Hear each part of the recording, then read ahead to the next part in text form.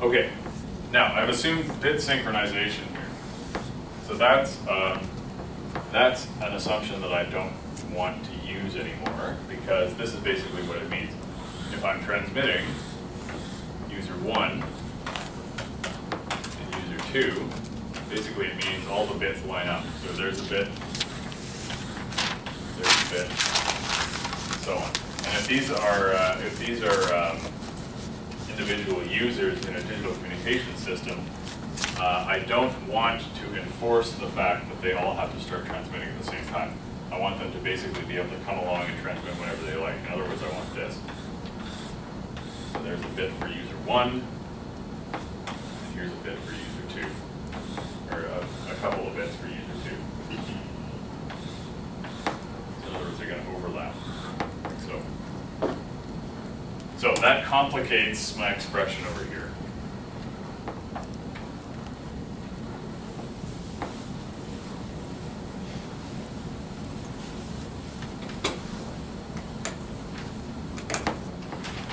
What I'm going to do is I'm going to define the following notation.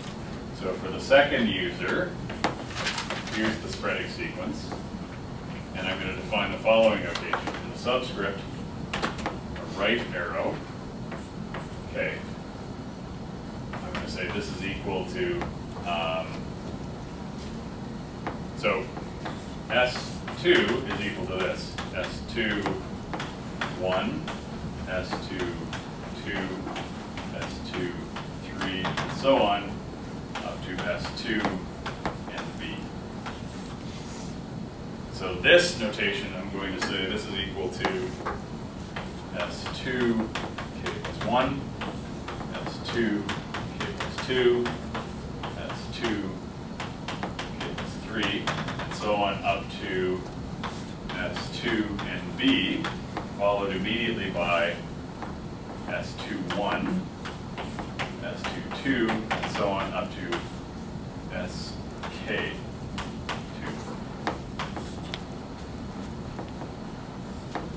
In other words, the right arrow K, if this is user 1 and this is user 2, basically this is 1 to K here, and excuse me, that's not correct. This is K plus 1 to NB here, and 1 to K here, interfering with user 1's bit. Basically, all I've done is I've taken the second user spreading sequence and wrapped it around in the way that it interferes with user 1's bit. Just a shift by K.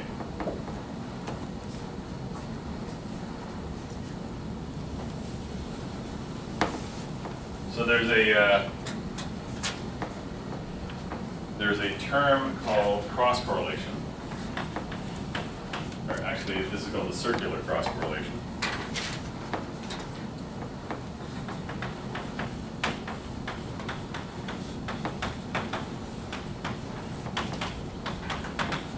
Between two users, it's given by,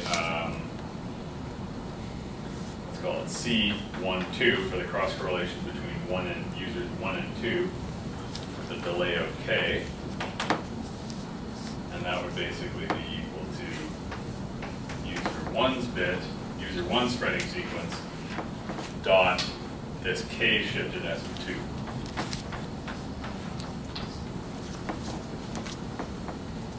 So it's worth pointing out at this point, if K is 0, then obviously this is just S2. Or excuse me, if K is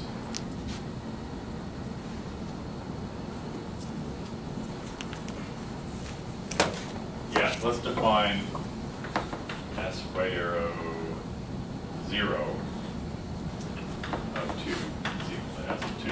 So if K is 0, I substitute in here 0, so that's 1, 2, 3, and so on up to NB, and there's nothing after.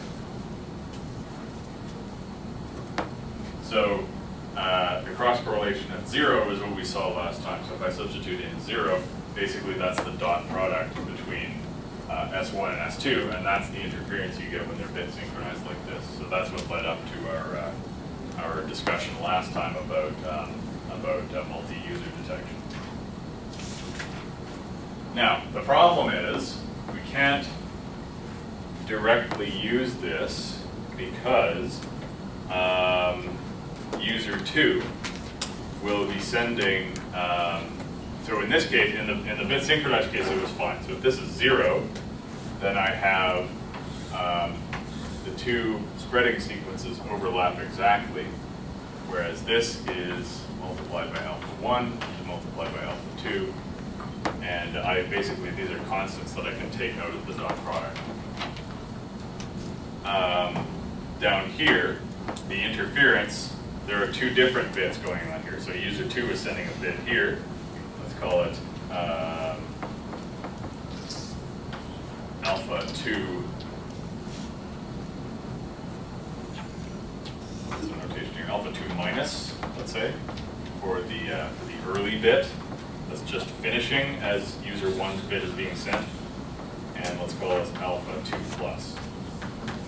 For the bits that's starting while user 1's bit is being sent. So the problem is I can't use this directly because there's two different bits. There's a bit going on from here to here and a different bit potentially going on from here to here. So I can't directly use the cross correlation. So instead, let's define the following notation.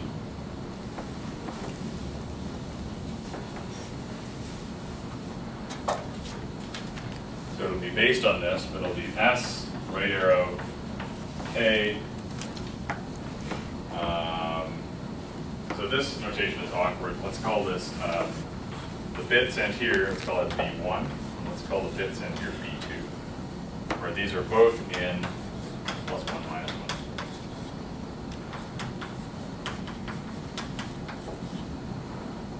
So S of K, B1, B2 for user 2, or excuse me, S for user 2, right shift of K, where the first bit is B1 and the second bit is B2. That's the meaning of this notation.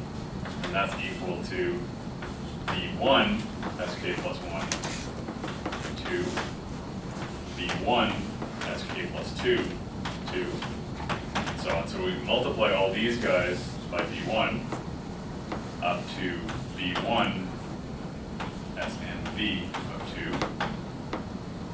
2. And then we multiply all these guys by the second bit, which is B2. So that's B2 S and B of 2. Excuse me, S1 of 2. B2 S2 of 2, and so on, up to B2 SK of 2.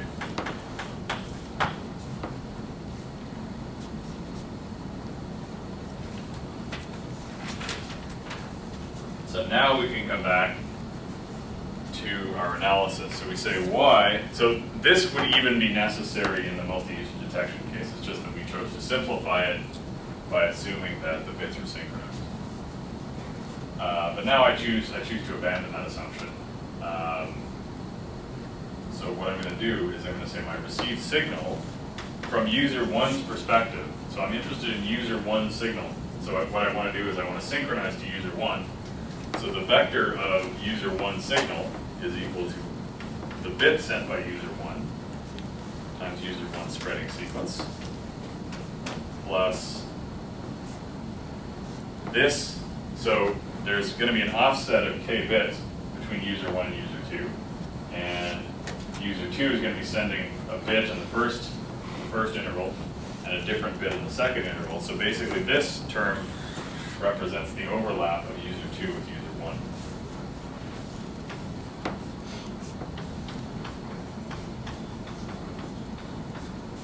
And then noise. So this is the received signal that we generally observe in the two